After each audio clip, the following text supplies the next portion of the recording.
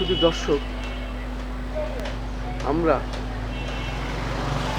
একজন প্রবীণ লোক এবং বীর মুক্তিযোদ্ধা মোহাম্মদ শাহজাহানুল আলম সাহেব, ওনার ধারাবাহিকভাবে আমরা কিছু সাক্ষাৎ প্রচার করে যাচ্ছি। আমাদের প্রায় 12টি ইউটিউব চ্যানেলের পক্ষ থেকে আমরা এই কাজগুলি করে যাচ্ছি। আমি খন্দকার মাসুদুজ্জামান।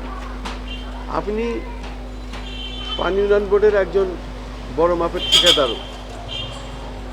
এখন আপনার যে বিষয় নিয়ে আপনি পানি ভবনের সামনে মানববন্ধন করেছেন, এসব দুর্নীতির বিরুদ্ধে, এছাড়াও আরও অনেক দুর্নীতির কথা আপনি বলেছেন, বালি উত্তোলনের ব্যাপার।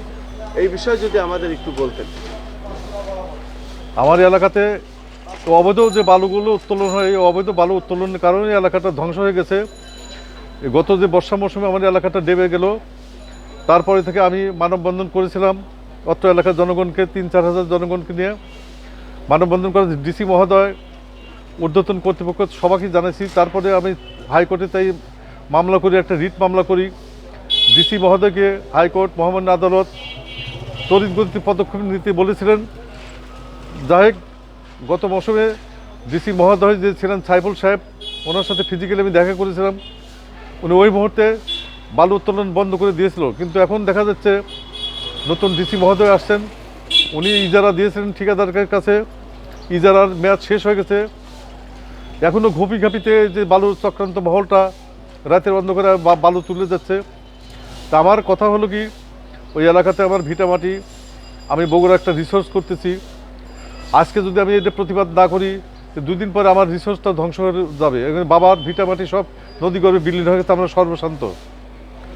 আমি অত্র এলাকার জনগণের পক্ষে থেকে আন্দোলনগুলো করে যাচ্ছি, অবৈধ বালু উত্তোলন এবং পানি উন্নয়ন বোর্ডের অনিয়মের বিরুদ্ধে যে আমার আন্দোলনটা, সরকার যেই ফান্ডই আমার এলাকার জন্য বাজেট করবে, সুষ্ঠুভাবে যদি এলাকার কাজটা হয় সেটা দেখার জন্য আমি যাই।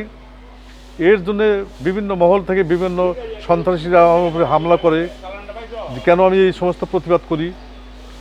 কিন্তু আমি ডিজি মহোদয়ের সাথে আহসান হাবিবের বদলির ব্যাপারে অনেক 3 বার দেখা করেছি। শেষে মানববন্ধন করলাম গত বৃহস্পতিবারে। এখন যদি আহসান হাবিবকে অতি শীঘ্র এখান থেকে বদলি করে অন্যত্র না দেয়, তাহলে আমি বাধ্য হব পরবর্তীতে ডিজি মহোদয় এবং বগুড়া যারা তাকে আশ্রয় প্রশ্রয় দিচ্ছে আহসান হাবিবকে, তাদের বিরুদ্ধে আন্দোলন করতে এবং তাদের সমস্ত নথিপত্র আমি তুলে ধরব। আপনাকে অনেক অনেক ধন্যবাদ আমাদের এই সংক্ষিপ্ত সাক্ষাৎ দেওয়ার জন্য।